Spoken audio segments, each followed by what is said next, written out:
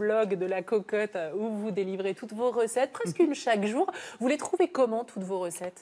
C'est l'inspiration, c'est le marché que je fais souvent avec mes copines, c'est mes voyages, mes envies, ce que je trouve dans le frigo. Des demandes des gens aussi qui vous contactent et qui Oui, vous disent des parfois, choses, qui vous donnent des idées, puis des petites dédicaces particulières. Quand on me dit, bah, moi j'aime ça, hop, j'essaie de le faire pour faire plaisir à la personne qui m'en a parlé. Et puis voilà, c'est parti, quoi. Alors, la Cocotte ne perd pas le nord hein, parce que vous êtes attaché à notre région. Le tome 3 vient de sortir.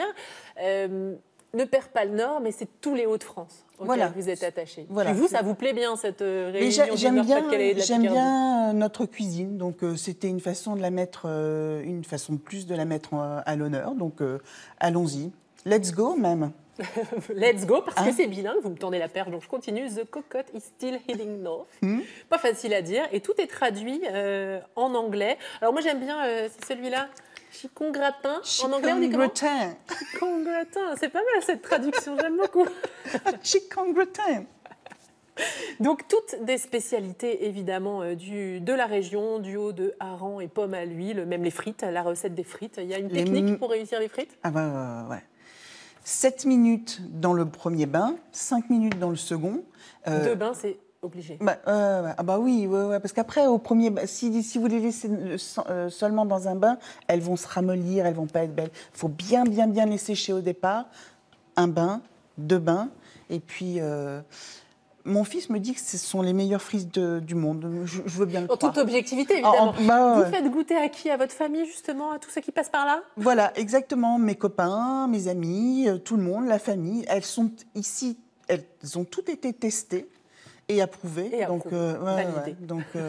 Puis il y a des valeurs sûres, quoi. La carbonade, je ne veux pas me vanter, mais elle est bonne. C'est difficile à faire une carbonade. Non.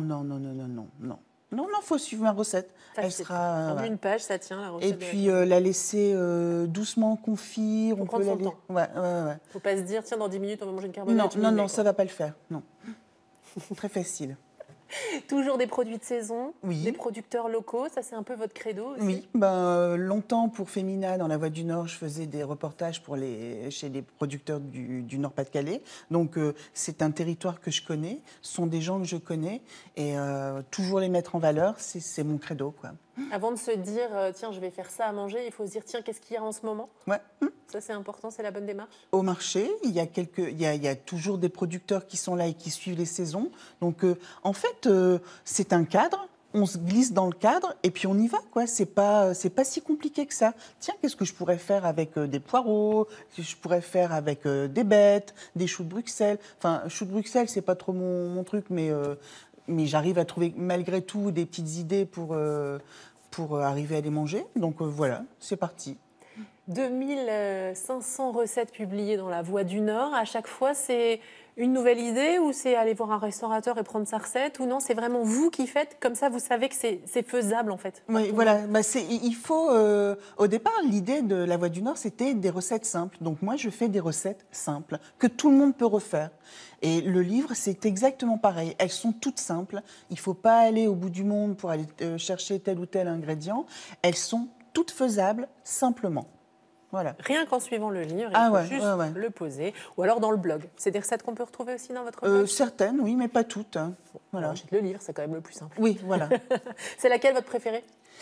Moi, j'aime bien... c'est des recettes qui rappellent un petit peu des gens que j'aime bien, forcément. J'aime bien le pudding, parce que c'est le pudding de ma maman. Et puis aussi, j'aime bien la granite terrine. C'est une terrine au lapin que faisait la grand-mère maternelle de mon mari. Donc c'est quand même des recettes familiales, d'inspiration Toujours, on revient toujours à Mimi pudding. Ouais, ma maman c'est Mireille, donc voilà. Et ça, c'est la façon dont elle le faisait ? Ouais. Alors moi, c'est quoi la petite astuce justement en plus ? Alors l'astuce, c'est de le faire. Elle le faisait cuire très tôt le matin. À 6h du matin, comme ça quand on descendait. Merci l'astuce. Mais non, il y a toujours des mamans qui peuvent faire ça. Moi, je laissais ma mère faire, quoi. Et on descendait à 7h, puis on sentait le rhum. Enfin, moi, c'est une odeur que j'adorais.